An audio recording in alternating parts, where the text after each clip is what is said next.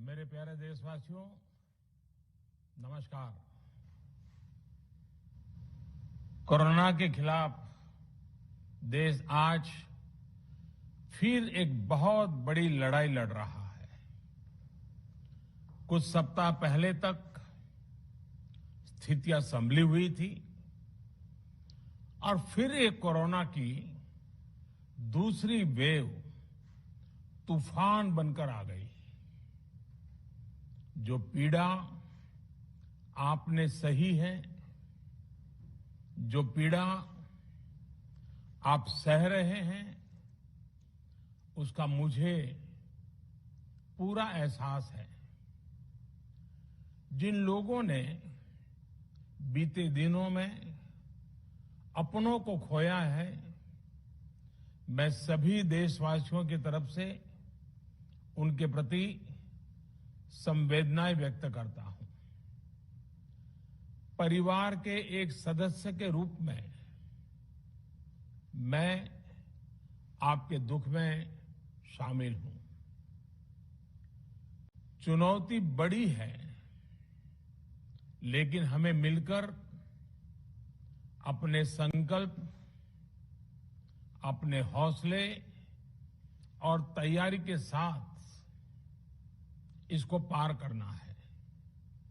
साथियों, अपनी बात को विस्तार देने से पहले मैं देश के सभी डॉक्टरों, मेडिकल स्टाफ, पैरामेडिकल स्टाफ, हमारे सभी सफाई कर्मचारी भाई बहन, हमारे एम्बुलेंस के ड्राइवर्स, हमारे सुरक्षा बल, पुलिसकर्मी, सभी की सराहना करूंगा।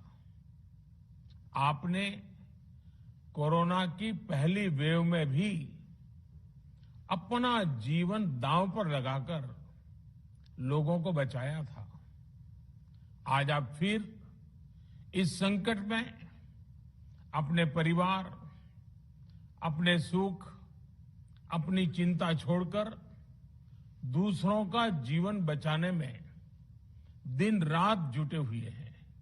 साथियों, हमारे शास्त्रों में कहा गया है, त्याज्यम न धैर्यम विदुरेऽपि काले, अर्थात कठिन से कठिन समय में भी हमें धैर्य नहीं खोना चाहिए। किसी भी परिस्थिति से निपटने के लिए हम सही निर्णय लें, सही दिशा में प्रयास करें, तभी हम विजय हासिल कर सकते हैं। इसी मंत्र को सामने रखकर आज देश दिन रात काम कर रहा है। बीते कुछ दिनों में जो फैसले लिए गए हैं, जो कदम उठाए गए हैं, वो स्थिति को तेजी से सुधारेंगे। इस बार कोरोना संकट में देश के अनेक हिस्से में ऑक्सीजन की डिमांड बहुत ज्यादा बढ़ी है। इस विषय पर तेजी से और पूरी संवेदनशीलता के साथ काम किया जा रहा है। केंद्र सरकार, राज्य सरकारें, प्राइवेट सेक्टर, सभी की पूरी कोशिश है कि हर जरूरतमंद को ऑक्सीजन मिले। ऑक्सीजन प्रोडक्शन और सप्लाई को बढ़ाने के लिए भी कई स्तरों पर उपाय किए जा रहे हैं। राज्यों में नए ऑक्सीजन प्लांट्स हो, 1 लाख नए सिलेंडर पहुंचाने हो, औद्योगिक इकाइयों में इस्तेमाल हो रही ऑक्सीजन का मेडिकल इस्तेमाल हो, ऑक्सीजन रेल हो, हर प्रयास किया जा रहा है। साथियों, इस बार जैसे ही कोरोना के केस बढ़े, देश के फार्मा सेक्टर ने दवाइयों का उत्पादन और बढ़ा दिया है। आज जनवरी फरवरी की तुलना में देश में कई गुना ज्यादा दवाइयों का प्रोडक्शन हो रहा है। इसे अभी और तेज किया जा रहा है।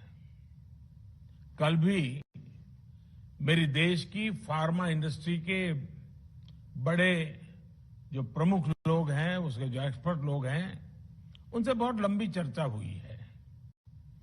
प्रोडक्शन बढ़ाने के लिए हर तरीके से दवाई कंपनियां की मदद ली जा रही है। हम सौभाग्यशाली हैं कि हमारे देश के पास इतना बड़ा मजबूत फार्मा सेक्टर है जो बहुत अच्छी और तेजी से दवाइयां बनाता है। इसके साथ ही अस्पतालों में बेड की संख्या को बढ़ाने का भी काम तेजी से चल रहा है। कुछ शहरों में ज्यादा डिमांड को देखते हुए विशेष और विशाल कोविड हॉस्पिटल बनाए जा रहे हैं। साथियों, पिछले वर्ष जब देश ने कोरोना के कुछ ही मरीज सामने आए थे, उसी समय भारत में कोरोना वायरस के खिलाफ प्रभावी वैक्सीन के लिए काम शुरू कर दिया था। हमारे वैज्ञानिकों ने दिन रात एक करके बहुत कम समय में देशवासियों के लिए वैक्सीन विकसित की है। आज दुनिया की सबसे सस्ती वैक्सीन भारत में है। भारत की कोल्ड चेन व्यवस्था के अनुकूल वैक्सीन हमारे पास है। इस प्रयास में हमारे प्राइवेट सेक्टर ने इनोवेशन और एंटरप्राइज की भावना का बेहतरीन प्रदर्शन किया है। वैक्सीन की अप्रूवल्स और रेगुलेटरी प्रोसेसेस को फास्ट ट्रैक पर रखने के साथ ही सभी साइंटिफिक और रेगुलेटरी मदद को बढ़ाया गया है। यह एक टीम एफर्ट है जिसके कारण हमारा Bharat 2 made in India vaccine के साथ दुनिया का सबसे बड़ा टीकाकरण अभियान शुरू कर पाया। टीकाकरण के पहले चरण से ही गति के साथ ही इस बात पर जोर दिया गया कि ज्यादा से ज्यादा क्षेत्रों तक, जरूरतमंद लोगों तक वैक्सीन पहुंचे। दुनिया में सबसे तेजी से भारत में पहले 10 करोड़, फिर 11 करोड़ और अब 12 करोड़ वैक्सीन डोज दिए गए हैं। आज कोरोना से इस लड़ाई में हमें हौसला मिलता है कि हमारे health care workers, frontline corona warriors और सीनियर सिटीजन्स के एक बड़े हिस्से को वैक्सीन का लाभ मिल चुका है। साथियों, कल ही वैक्सीन को लेकर हुए एक और अहम फैसला भी हमने किया है। 1 मई के बाद से 18 वर्ष के ऊपर के किसी भी व्यक्ति को वैक्सीनेट किया जा सकेगा। अब भारत में जो वैक्सीन बनेगी उसका आधा हिस्सा सीधे राज्यों और अस्पतालों को भी मिलेगा। इस बीच गरीबों, बुजुर्गों, निम्न मध्यम वर्ग के लोग 45 वर्ष की आयु के ऊपर के व्यक्तियों के लिए केंद्र सरकार का जो वैक्सीन कार्यक्रम चल रहा है वो भी उतनी ही तेजी से जारी रहेगा। पहले की तरह ही सरकारी अस्पतालों में मुफ्त वैक्सीन मिलती रहेगी, जिसका फायदा, जैसा मैंने कहा, हमारे गरीब परिवार हो, हमारे मध्यम वर्ग, निम्न मध्यम वर्ग के परिवार हो, वो उनका लाभ उठा सकेंगे। साथियों, हम सभी का प्रयास जीवन बचाने के लिए है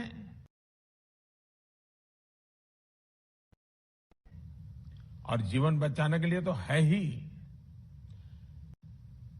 प्रयास से भी ये है कि आर्थिक गतिविधियां और आजीविका कम से कम प्रभावित हो। प्रयास का तरीका यही रखा जाए।